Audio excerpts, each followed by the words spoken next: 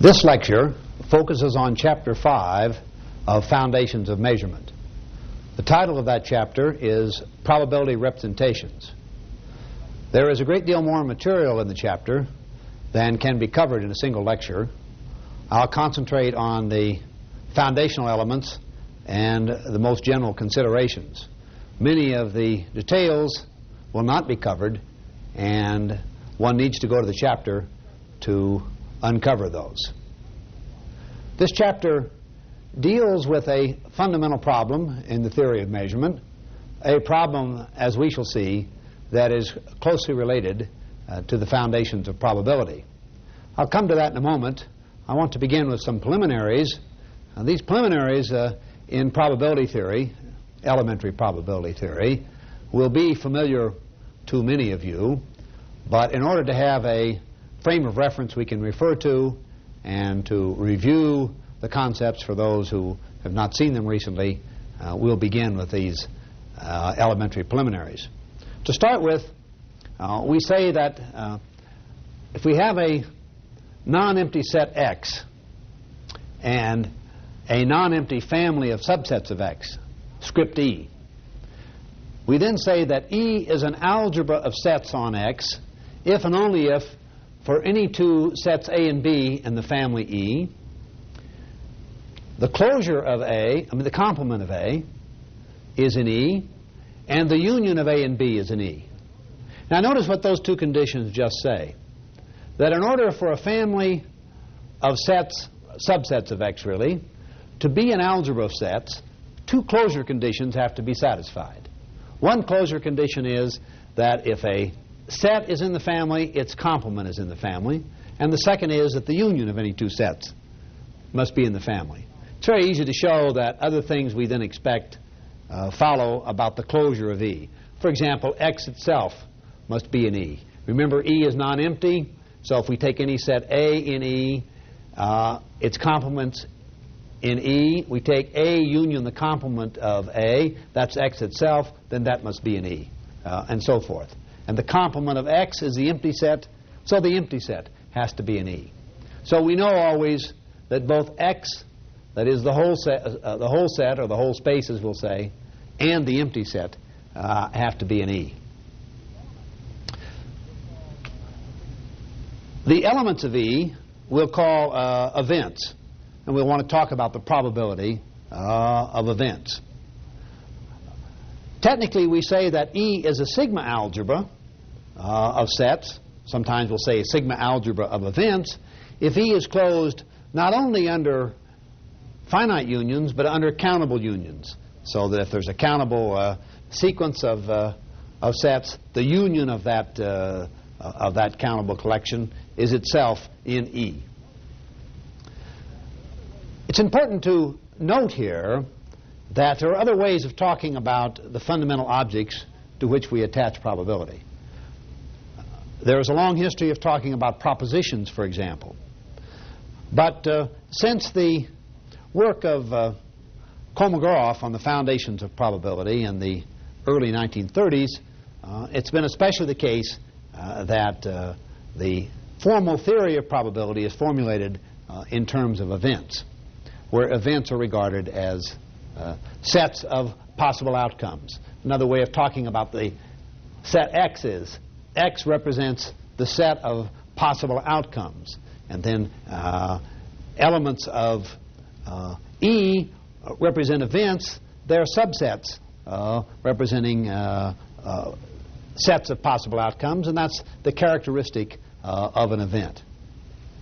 For example, if we flip a coin 2 times, then we would have, we can put it right up here, I think, we would have 4 possible outcomes.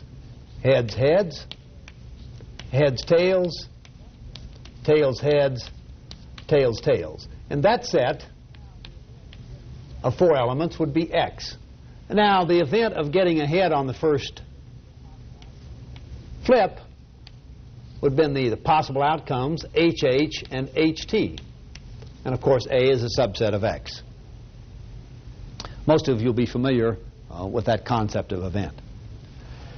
We introduce probability by definition 2, a triple XEP, where X is a non-empty set, E is an algebra of sets on X, and P satisfies the conditions to be stated in a moment. Such a triple is a finitely additive probability space if and only if, for every two events A and B and E, familiar conditions hold. The probability of A, and this is of course the numerical probability, notice the condition is that P is a real valued function from E to the real numbers, and in particular it'll be on the interval 0 to 1 because P for any event A, it's non-negative, the probability is equal to or greater than 1, and the probability of the whole space X is equal to 1.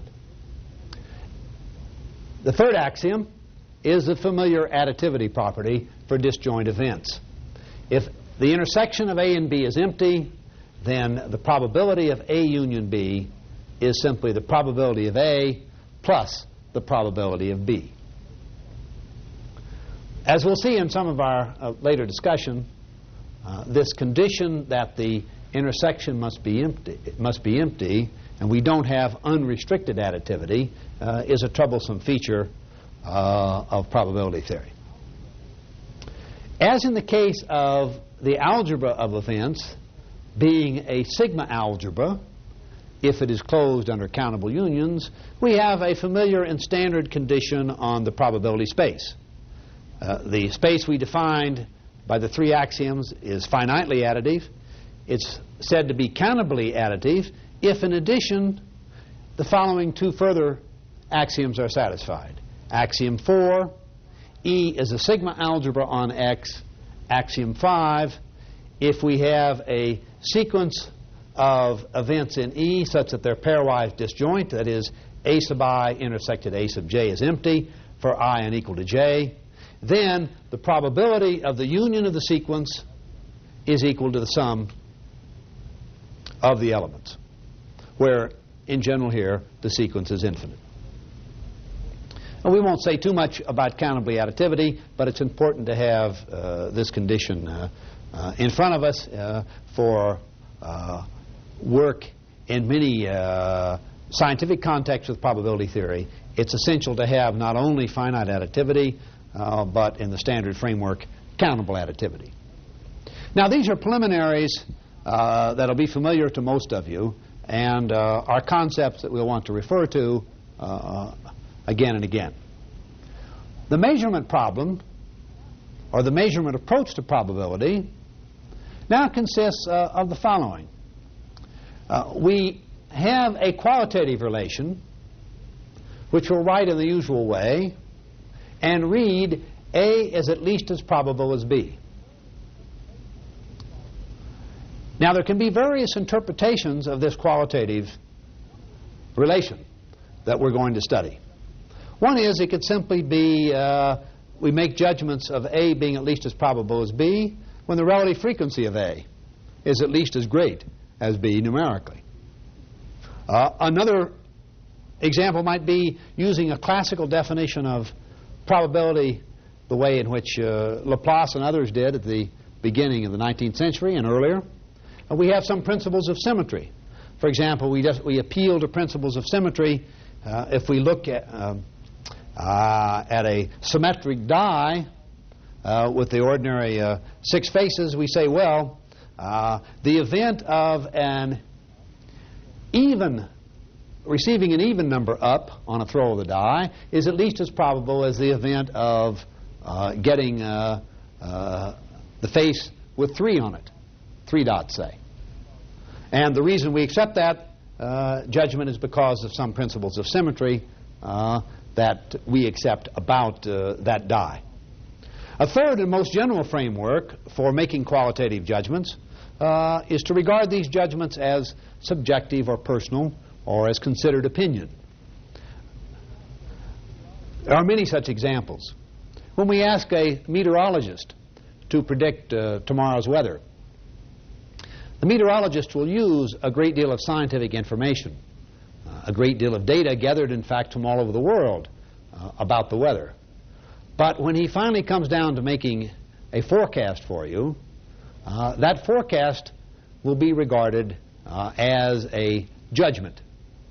And in many cases, forecasters are now giving probabilities in conjunction with their judgment, so that it is not unusual to see a forecast of the weather to say that the probability of rain tomorrow is at least 0.6.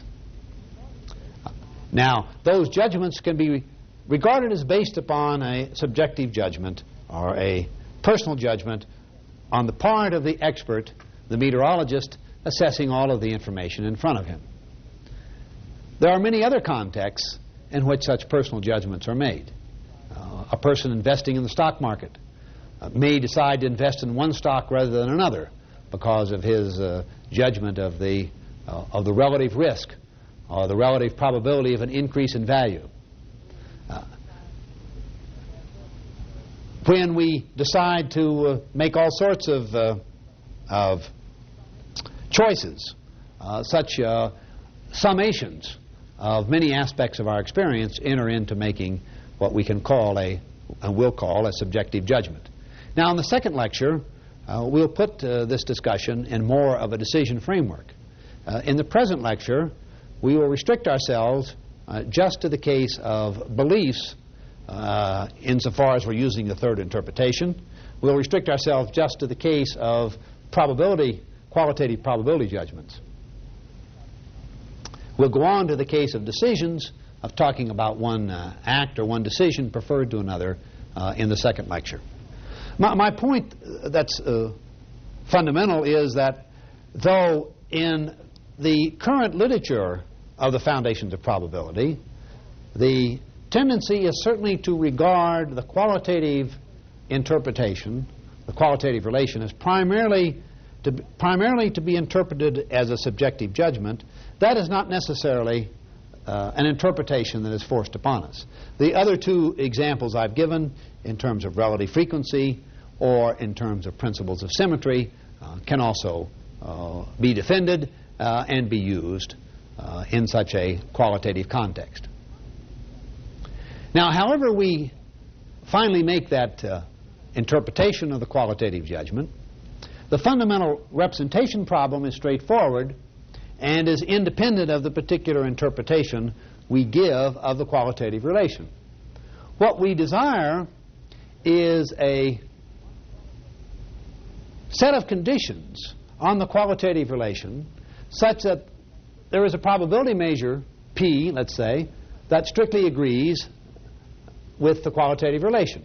In the ordinary measurement sense, event A is judged qualitative at least as probable as B, if and only if the numerical probability P of A is equal to or greater numerically than P of B. Secondly, in terms of uniqueness, we want, in the best sense here, a very strong sense of uniqueness, that there is exactly one such measure. Because we think of probability as being uniquely defined with the probability of the whole space x being equal to 1. Notice that without P of x equal to 1, we might think of probability in terms of a ratio scale, but then, for example, the familiar relative frequency interpretation won't work if we have simply an arbitrary ratio scale. We'll have something more to say about that in the second lecture. The first problem we want to look at is the obvious qualitative features we would expect this relation to have. And the axioms that we'll look at are essentially due to Bruno Di Finetti, the Italian statistician and probabilist who has done much fundamental work in this area over the last half century, really. Before we characterize such qualitative structures, there is one preliminary definition that is a generalization of what is discussed in the earlier lectures on extensive measurement that give us a way of formulating, for the present and immediate purposes, the Archimedean property. We say that a sequence of events, A1, ...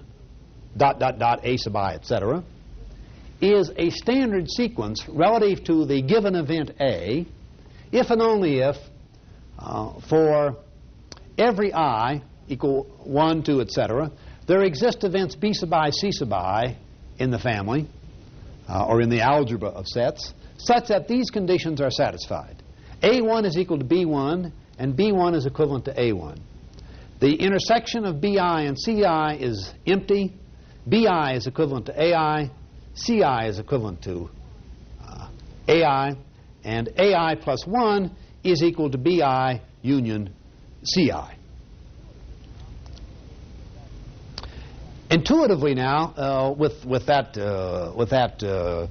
in front of us, we want to get a closer and more intuitive interpretation of exactly what this means. If you remember our earlier discussion, AI plus 1 corresponds to I plus 1 disjoint copies of A. So as we go along, I plus 1 builds up and represents the union of these disjoint copies of A. Intuitively, we could write it this way. AI plus 1 is equivalent to I plus 1 copies of A. Now, in the case of math, we often write it that way. Here, we haven't given a direct interpretation of this, but this is the way we would think of it. I plus 1 times A, meaning I plus 1 copies of A, where those copies are disjoint. Now, there is one misprint over here in the definition we want to be careful about. C sub I in condition 4 should be equivalent to A and not to A sub I. The point of B sub I and C sub I is that A accumulates these disjoint copies, and C sub I adds another disjoint copy. So that's the way the mechanism works. B sub I corresponds to A sub I here, and then C sub I adds the new disjoint copy to give us AI plus 1. That's straightforward, and I don't want to spend too much time on it. There's a detailed discussion of this in Chapter 5, and that discussion follows the earlier discussions of standard sequences. Now, with that preliminary concept of standard sequence out of the way, we're in a position to define what we mean by a structure of qualitative probability, following this early work of Di Finetti. And we say that a triple X, E, at least as probable and as relation, where as usual X is a non-empty set, our probability space, and E is a algebra of sets or an algebra of events. We say that such a triple is a structure of qualitative probability if and only if for any events A, B, C, and D in E, the following three axioms are satisfied.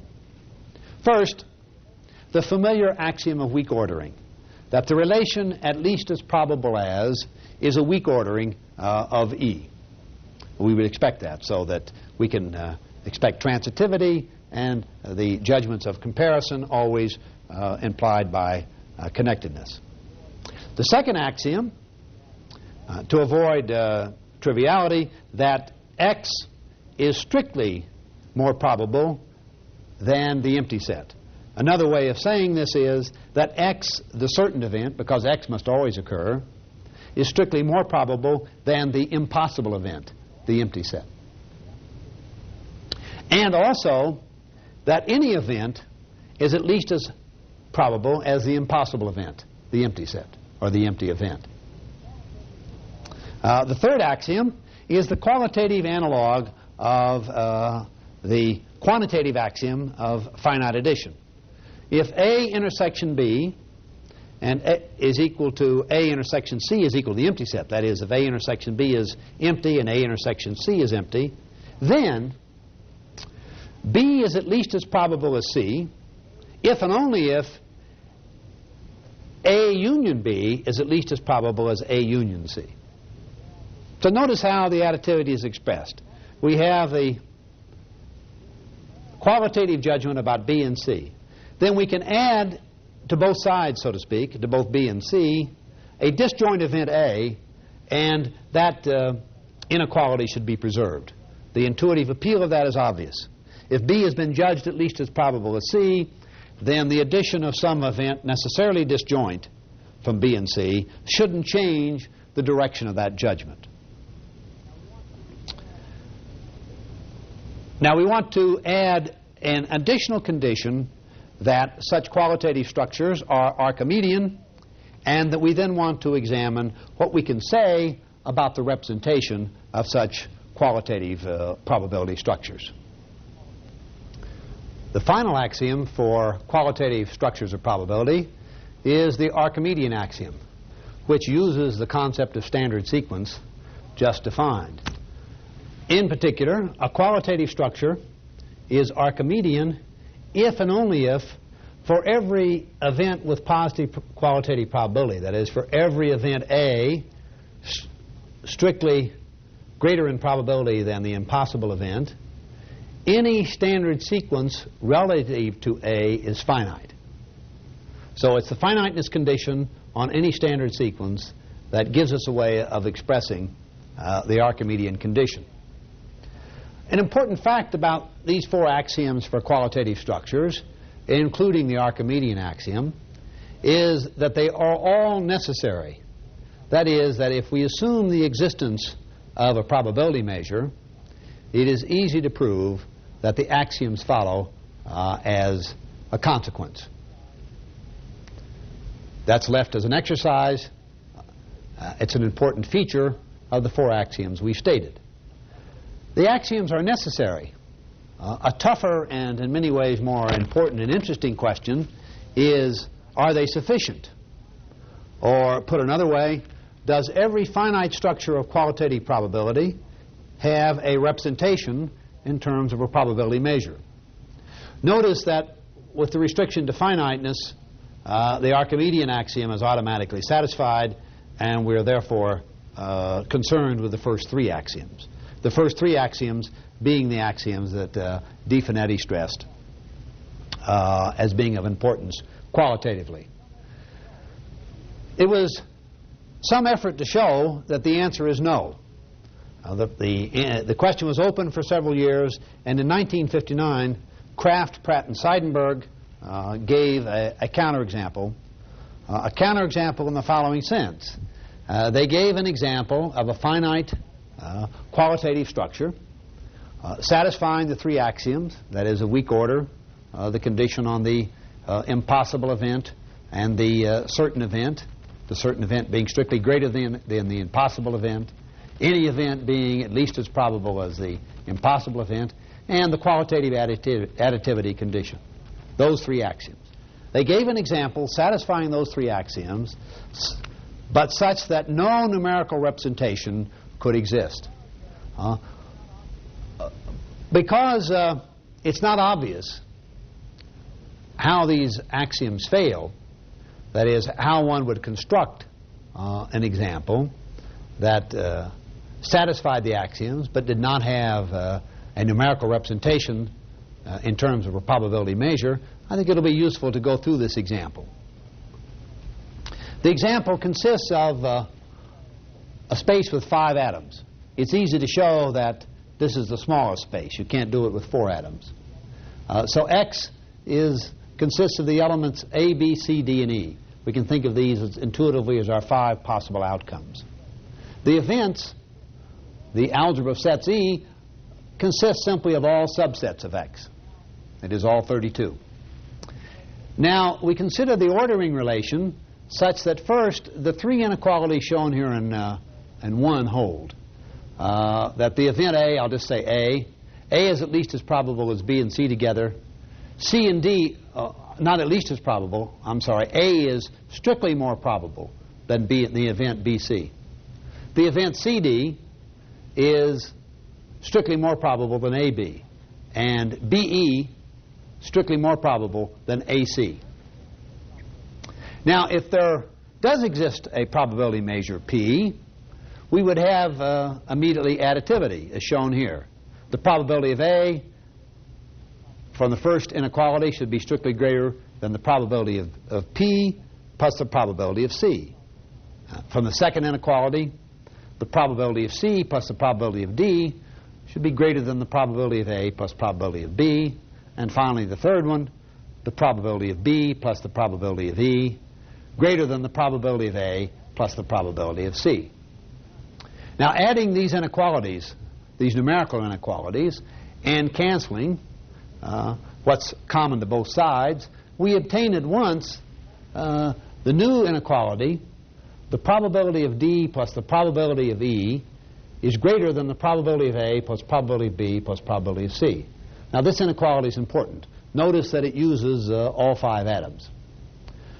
On the assumption that we have a measure, we can then infer that in the order we must have then this qualitative inequality, namely the event consisting of D and E is strictly more probable than the event consisting of A, B, and C. Now, the trick is to find an ordering satisfying the first 3 inequalities, shown as 1, and violating 2, this consequence. But violating it in such a way that there is no event between DE and the event ABC, so that we can change in the order just this single pair.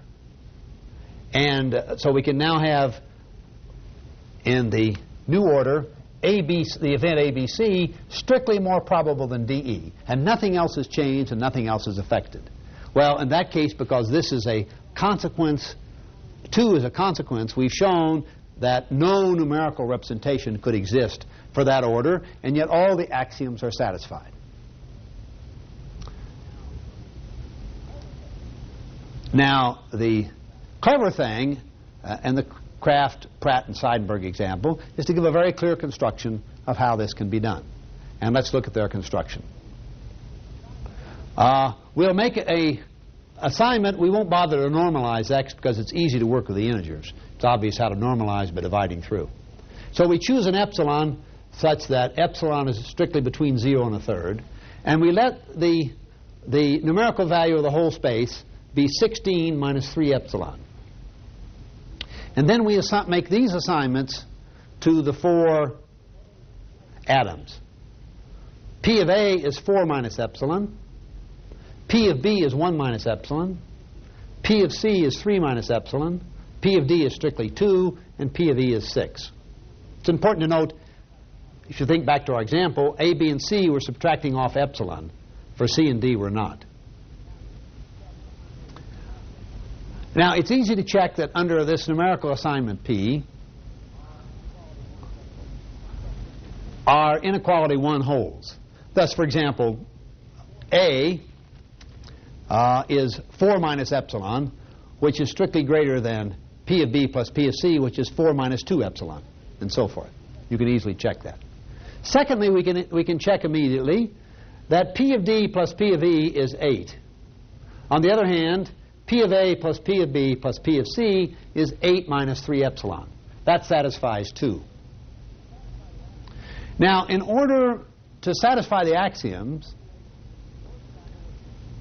in such a way that we can reverse that ordering, we can make the event ABC qualitatively strictly more probable than the event DE, we have to make sure that there's no distinct event P of A that lies between these 2. Well, it's clear from knowing that P of the numerical value of DE is 8 and the numerical value of P of ABC is 8 minus 3 epsilon that we have to have an event PA equal to 8 minus I epsilon. But we notice that 8, in terms of the integer values of the atoms, can only occur in 2 combinations of 1, 2, 3, 4, and 6. Notice only those integers occur here. 1, 2, 3, 4, and 6 for the 5 atoms. And then for the case of 3 of them, we subtract epsilon. But 8 can occur, which must be here, in only 2 distinct ways. Must be, of course, distinct atoms. We can have 1 plus 3 plus 4 or 2 plus 6. But 1 plus 3 plus 4 is just ABC. 2 plus 6 is just DE. And therefore we conclude there can be no distinct A between these 2, and we can reverse that ordering, violate the numerical representation, and thereby show, with this counterexample, it is not possible to prove that the axioms for a qualitative structure, the 3 axioms we've considered, with the Archimedean axiom being redundant in the finite case, that these three axioms are strong enough to give us a basis for proving a numerical representation theorem. Given the failure of the qualitative axioms of Definetti, together with the Archimedean condition, to be sufficient to guarantee the existence of a representing probability measure, it's natural to ask for sufficient conditions. And there's quite a history of the study of such conditions. In 1937, Definetti introduced the following axiom, which we'll call phi prime, and it was also introduced by the American mathematician B.O. Koopman, probably independently in 1940 in two papers. These papers are all referred to in Foundations of Measurement. And this axiom simply says that for every n, there is a partition C sub 1 to C sub n of the probability space X, such that the elements of the partition are equivalent, so that the partition divides the space into ever finer subsets. And notice the axiom holds for every n. So I pick any n, 15, 100, 10 to the 20th. There exists such a partition of equivalent elements, equivalent in qualitative probability. That, of course, is a very strong axiom.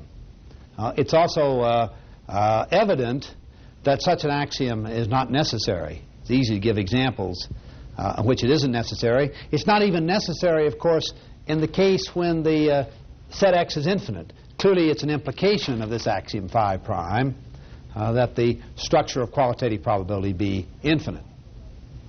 In a certain mathematical way, it's a natural condition.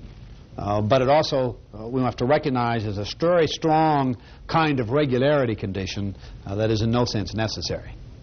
Now, Savage, it's Leonard J. Savage, in 1954, in his well-known and influential book, Foundations of Statistics, introduced a related but different axiom, which we'll call phi double prime. And that is under, again, the assumption that we have a structure of qualitative probability.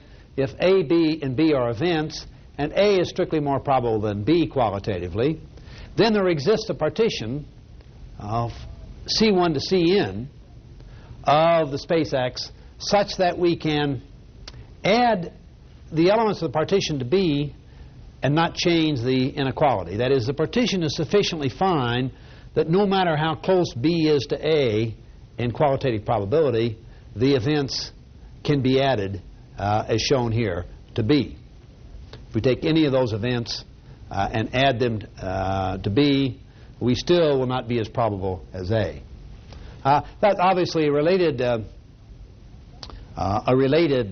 property. Savage pointed out that you could think of this axiom being satisfied by rolling a fair die n times for the n required here. And of course the axiom phi prime would require directly that for any n we could roll the die n times and get such a partition. That'd be one way of realizing axiom phi prime. Now, though, it's interesting that though axiom phi prime, Savage's axiom, only calls for the existence of a partition within elements, whereas axiom of Definetti and Koopman requires a partition for each n. In fact, you can show that Savage's axiom implies axiom phi prime. And the important fact about both these axioms, whether we're talking about the Definetti-Koopman axiom or the Savage axiom, is that necessarily they imply that the structure of qualitative probability is infinite. That is, that the set X is infinite. Now, in 1967, Duncan Luce introduced a weaker axiom that is also sufficient. This axiom is a little more complicated to formulate, as one might expect from its being weaker. So again, if we have a qualitative structure of probability, I haven't written that down, but that's assumed here, and if A, B, C, and D are events and are such that A and B are disjoint, and A is strictly more probable than C, and B is at least as probable as D, then there exist events C prime, D prime, and E prime such that these four conditions are satisfied. E is equivalent in qualitative probability to the union of A and B. C prime and D prime are disjoint events. C prime union D prime are contained in the event E. C prime is equivalent to C, and D prime is equivalent to D. This axiom can be satisfied in finite structures, though not really in most finite structures, but it's easy to show there exist finite structures in which the axiom is satisfied. Luce also showed originally in his 1967 paper that axiom 5 is strictly weaker than Savage's axiom just stated. Now, Luce proved at the same time Theorem 1, this is Theorem 1 of Chapter 5 of Foundations of Measurement, that if we have a Archimedean qualitative probability structure satisfying his axiom 5, then there exists a unique representing measure P. And the proof of that is given in Chapter 5. Now, even though Luce's axiom 5 is weaker than either the D-phonetic-Koopman axiom or the Savage axiom, as stressed, it is sufficient but not necessary. It's natural to look for a simpler axiom, and also very desirable to have axioms that are both necessary and sufficient for either the finite or infinite case. In fact, we would like, in general, a unified treatment. Well, since the appearance of Foundations of Measurement in Volume 1 in 1971, Mario Zanotti and I published an approach that gives simple, necessary, and sufficient conditions by an extension of the algebra of events that I want to consider, and importantly uses very directly the basic theorem on extensive measurement that was stated by Duncan Luce in the first lecture on extensive measurement. Let's discuss what this approach is, because the conditions are very simple and use in a direct way the theory of extensive measurement. The first step is a very simple one. Instead of considering events, we consider the indicator functions of events. Now, what are the indicator functions? The indicator function of event is just a real-valued function defined on x, such that for each element of x, the value of the function a super I, we'll use I for indicator, a super I is 1 if x is in A, and 0 if x is not in A. That's a familiar concept. Sometimes, by the way, in the older literature, such indicator functions are called characteristic functions. And in fact, in the literature on set theory, they're usually called characteristic functions. In a probability context, we call them more adequately indicator functions, because there's a different and important concept of characteristic function in probability theory. Now, if we just use the indicator functions as such, the algebraic structure is just the structure of the events, because there's a direct one-to-one correspondence between the events and the indicator functions. The important extension is to close the indicator functions under functional addition. So if we have two indicator functions, a super I and b super I, we consider their sum. And their sum, of course, is in general no longer an indicator function, because the value of this sum in general could be 2 as well as 0 or 1. Formally, if we're given a space X or a set X and E as the standard algebra of events or sets on X, we let E starred be the smallest set of functions such that defined on X, such that if A is in E, that is, if A is an event, then the indicator function of A is in E starred. And secondly, that E starred is closed under addition. That is, if A starred and B starred are two functions in E starred, then the functional sum, A starred plus B starred, is also in E starred. That's just saying formally what I said above about closing the indicator functions. From a probability standpoint, we call such functions in E-starred extended indicator functions. But these extended indicator functions are just a very restricted set of random variables. What kind of random variables are they? They are just random variables that have non-negative integer values.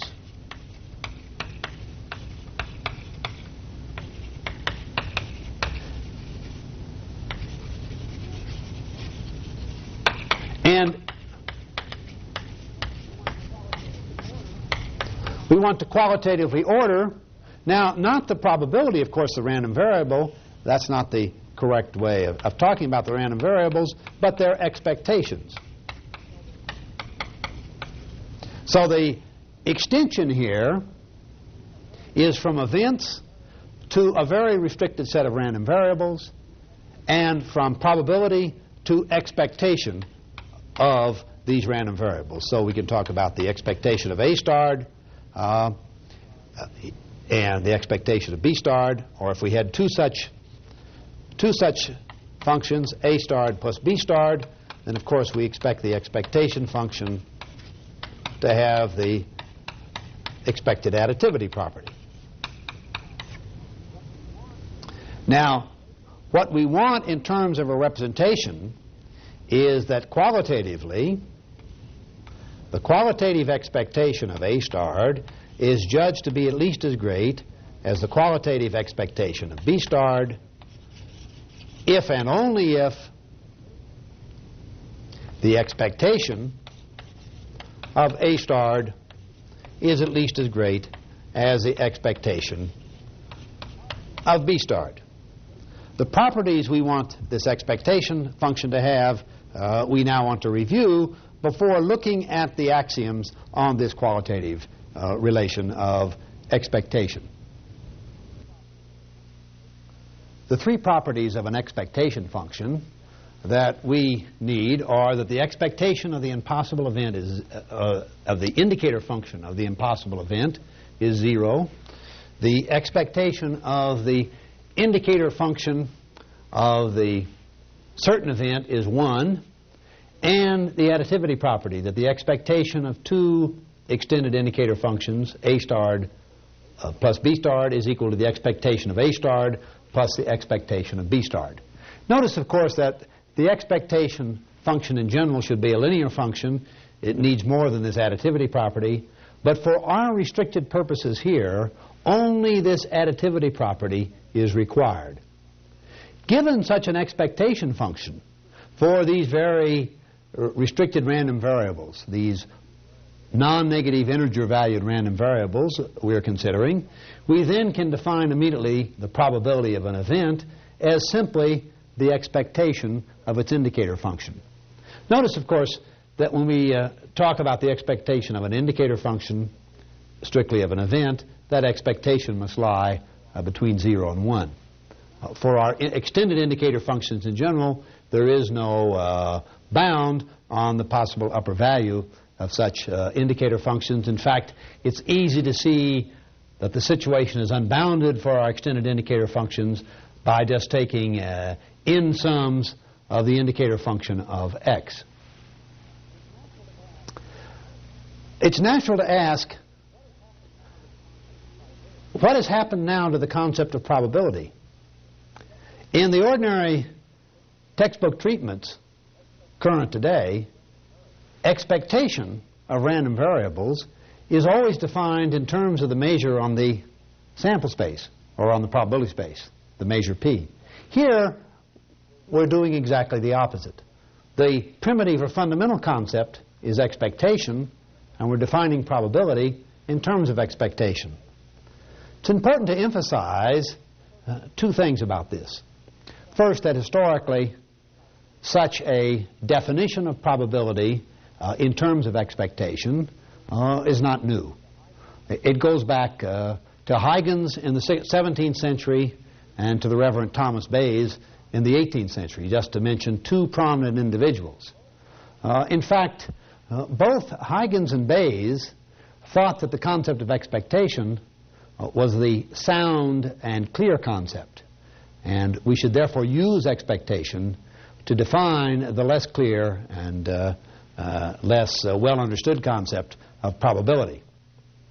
The second point is that in ordinary talk about quantitative properties, expectation and not probability is the usual concept, the concept we use in ordinary talk. Let me give two examples. If I want to talk about how much weight I shall gain or lose on a summer vacation, I don't give the probability distribution of that quantitative function. The most I will say ordinarily would be expectation. I expect to gain 5 pounds, or even better, I expect to lose 2 pounds. Secondly, in talking about a child, for example, how tall do you expect this child to be as an adult? We don't give a probability distribution on height, even though, of course, from extensive developmental data, we could generate such a distribution. For ordinary talk, we're contented to speak only of the expectation. I expect my daughter to be about 5 feet 6 inches, etc. We don't talk in terms of anything like the full distribution. The point is that when we're dealing with quantitative concepts and also probabilistic concepts at the same time, it is expectation that melds these two together, the concept of expectation, and it is natural to make this well understood and very much used ordinary concept of expectation fundamental rather than probability itself. It's important to also recognize that in physics, as a third general point, in physics the concept of expectation is really the one that is fundamental rather than the concept of probability.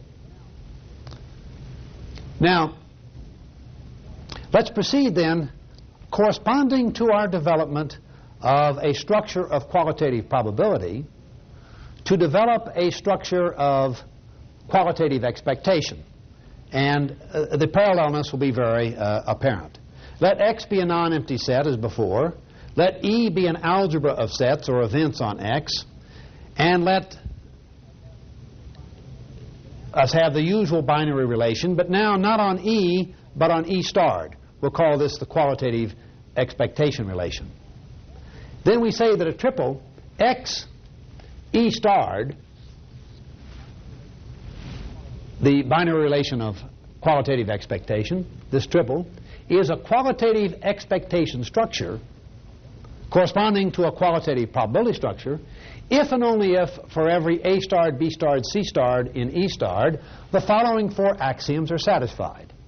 And now as we look at these axioms, we'll see they're an exact parallel for the 4 axioms discussed earlier for qualitative probability structures.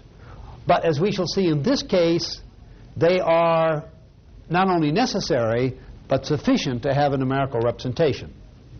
Axiom 1 is that we have the usual weak ordering. Axiom 2 is just that the indicator function of the certain event is strictly greater in expectation, qualitative expectation, than the indicator function of the impossible event, and that for any event A, the indicator function of that event is at least as qualitative, at least as great an expectation as the expectation of the indicator function of the impossible event. Notice Axiom 2 is just a completely direct translation of Axiom 2 for qualitative probability structures. Now the critical change and the really important change is in Axiom 3.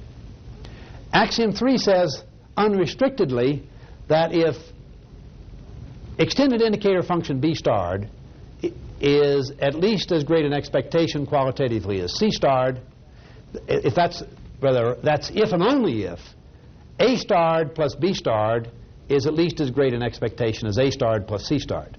The important point is that we now add A starred to both sides in this functional addition in an unrestricted manner.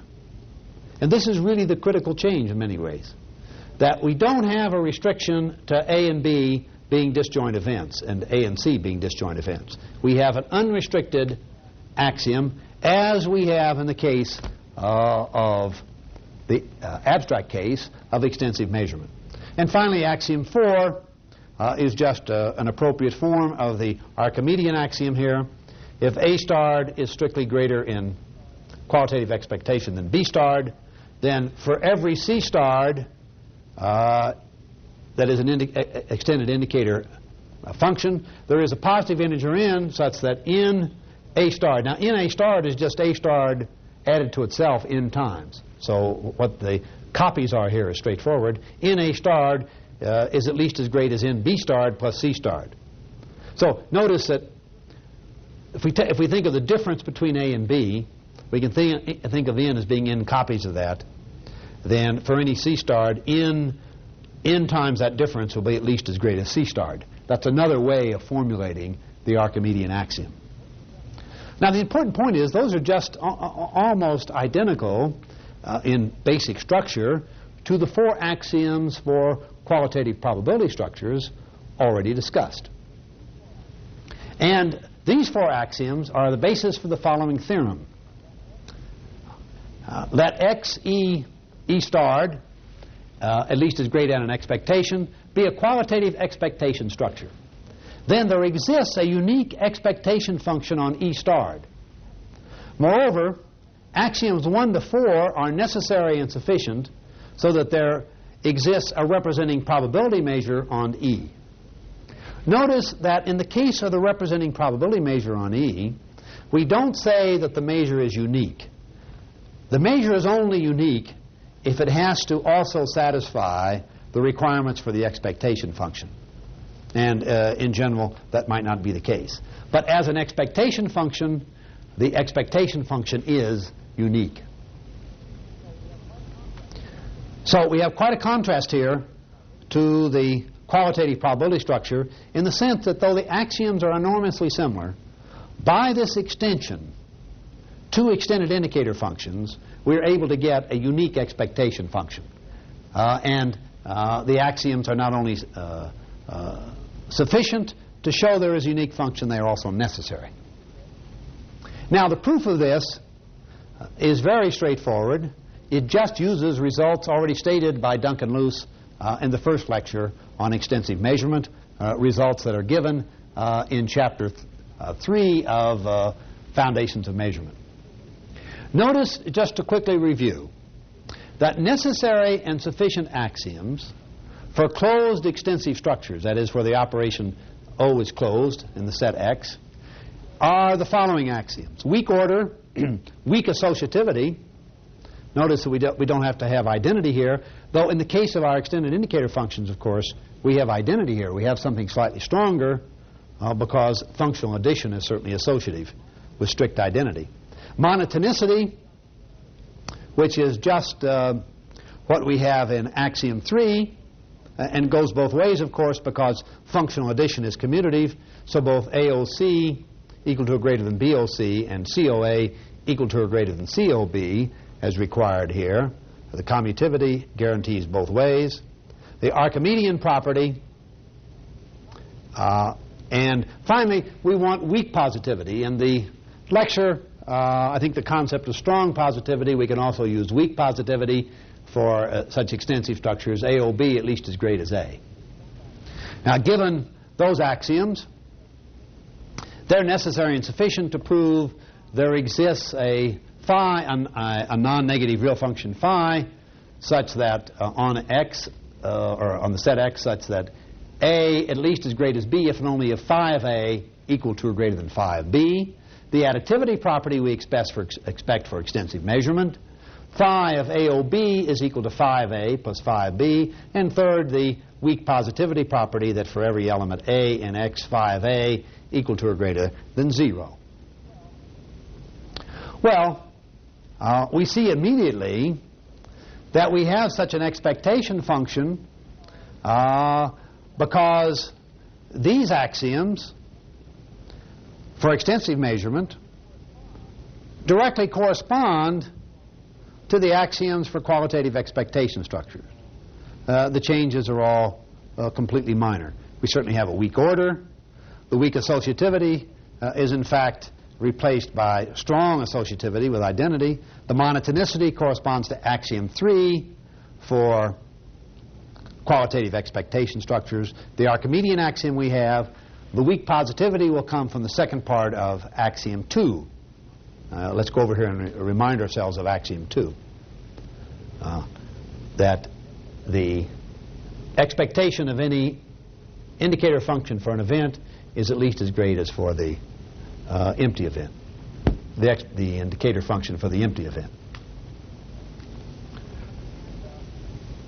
And we get uniqueness of the expectation function as opposed to the standard ratio scale in the case of extensive structures, because we're requiring for the natural interpretation that the expectation of the indicator function of the whole space X is 1. That fixes, in other words, the unit. So we immediately get from the theorem that Duncan Luce stated in the first lecture on extensive measurement, the proof of the desired Theorem 2 here about qualitative expectation structures.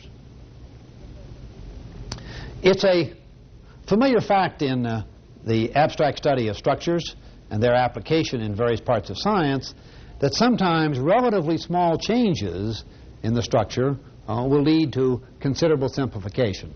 That's the case here. By going from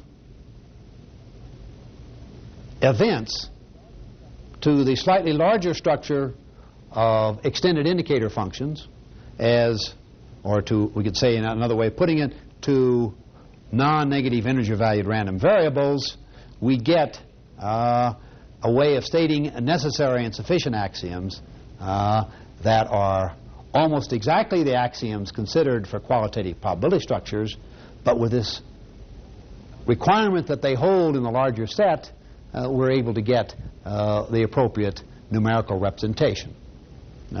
Examples of such extensions, familiar examples, are the extensions of the rational numbers to the real numbers to the complex numbers, satisfying different kinds of requirements. In one sense, the axioms we've just given then give a relatively satisfying answer to the provision of necessary and sufficient axioms to have the existence of a probability measure. The probability measure in general is not unique. The problem appears to be extremely complicated to give necessary and sufficient conditions directly on the events to have a unique measure. But I think it's fair to argue that for all probability work, we all really want to have an expectation function. We'll ordinarily work with random variables extensively, and once we are willing to consider the expectation of some simple class of random variables as we have, that's enough to make the measure unique. This concludes this lecture on probability representations, but I want to emphasize that many important topics that I've not had time to discuss are covered in Chapter 5. I mention especially the discussion of the qualitative analysis of conditional probability.